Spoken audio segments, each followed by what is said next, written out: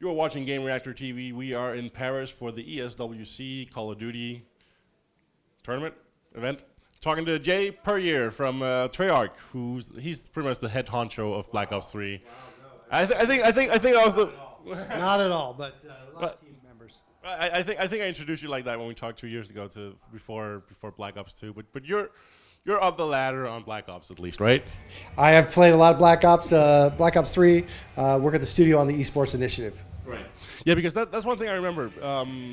2 years ago, I think about 2 years ago or 3 years ago, before Black Ops 2 came out, we met, we talked, and if I recall right, that was the first edition of the game to feature Codcaster. Correct. That is absolutely correct. So I'm thinking it seems like a lot of the push towards esports and Call of Duty is coming out of your studio. Is that the way it actually is, or is it more like a joint effort, or have you guys been pushing it, especially compared to some of the others maybe? I think early on, right, with the Codcaster was a feature that we wanted to put in to really show the spectator experience, make it better, right? So when you're trying to follow Call of Duty and with a fast action, you're trying to follow who's who and what. So the team really put together a lot of tools on the Codcaster side that enabled it to be a little bit more of a spectator experience and make it a little bit easier. And then obviously with the success of that, other studios followed with introducing and continuing to push the Codcaster feature, et cetera. So, it started obviously with Black Ops 2, but I think post that, all of the other studios have picked it up and really supporting esports over the last few years.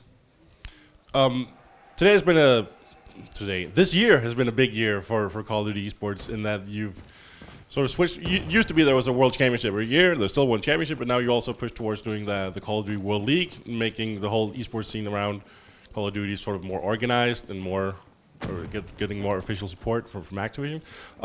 Tell us about the decision to go that direction and what's been like so far for you guys. Right. So I think for us, right, the first part was with the Codcaster and having all the other game studios with Call of Duty producing and working on esports, it really allowed us to say, okay, how can we become a little bit more involved with the product? What is it, some of the things we could do to provide some structure for the teams and really put together a season? And that's really what the Call of Duty World League is really about, is organizing teams from 3 regions, from across the globe into, a competition that will culminate this fall in the Call of Duty Championship. So, for us, it's really been an experience of bringing all the different regions together and organize it in such a way that says, players can and they do have a opportunity to play Call of Duty competitively. There's a road for them, even if on the amateur side, if they want to get involved in the scene, we're introducing things to allow that to really grow the community and show, that Call of Duty and Activision is behind esports, and really Call of Duty World League does that for us. So we're in the first season of the Call of Duty World League. I'm guessing with any new endeavor of this size, there's bound to be some changes down the road. Is there anything that you can pinpoint to already where you think, okay, we've learned a lesson here, and that's something we might do differently moving on? Sure. Internally, we've identified a lot of things, right? We've done a lot of things great, and there's obviously for us some learning curves on other things. So I think for us moving forward, Call of Duty World League is only going to get better and better every year. And we're already in the process of looking for the future. What does 2017 look like? And so, for us, it's just exciting just to see just the amount of, if you go here, look at all the amount of spectators that are here. So we see the sport growing. We see, how well the streams are doing and how people are engaged in the game and the franchise of Call of Duty. It's fantastic. So for us, really being able to push the Call of Duty World League and move it forward and bring advancements to it is really something we're looking forward to for the future. So you're with Treyarch, which means you've been working on the Black Ops games, and obviously there's a new Call of Duty coming out later this year, and I think it was just announced this week actually. So once the World Cup is over, World Championship is over, the next Call of Duty will sort of take the spotlight, and you guys are sort of stepping away from the spotlight for a while. Do you have any thoughts on that, like passing off the torch? It's exciting, right? Obviously, like I said before, we've learned a lot of things with Call of Duty World League, and really want to make sure that future studios get the benefit of what we've learned. So we are definitely speaking with the folks over at Infinity Ward and letting them know what we've learned, what we think are good things, and how can we improve the league moving forward. So they're very excited to get started.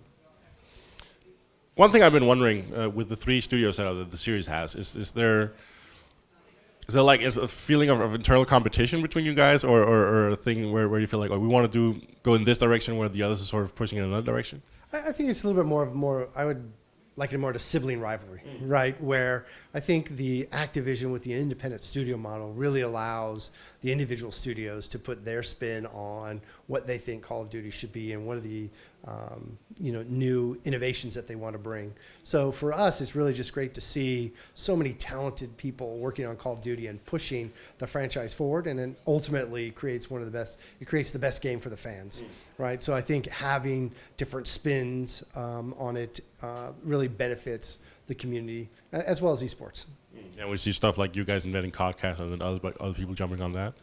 What's that? We see stuff like you people, Treyarch inventing sorry. We see stuff like Treyarch inventing Codcast or pushing that, and then other studios getting on board with that. And absolutely, adding different features, right? So if we look at what Infinity Ward did with the outline, that was something that they put in for Codcaster, and obviously now it's a staple that needs to be in the Codcaster. So again, having those studios take a look at the tools and see what the key learnings have been this year for the Call of Duty World League. What are we doing right? What does the game need to have? What kind of feature set does the game need to support? How do we push it? Where do we push it? So, this league is going to push us from the development side as well to make sure that we're improving the experience, the games and the maps and the different systems that the teams are creating work inside an esports rule set. And so to me, I think ultimately that just benefits all of the great esports community. All right, Jay, thank you very much for talking to us. Oh, my pleasure. And for much more Call of Duty and Call of Duty World League coverage, stay tuned to Gamereactor.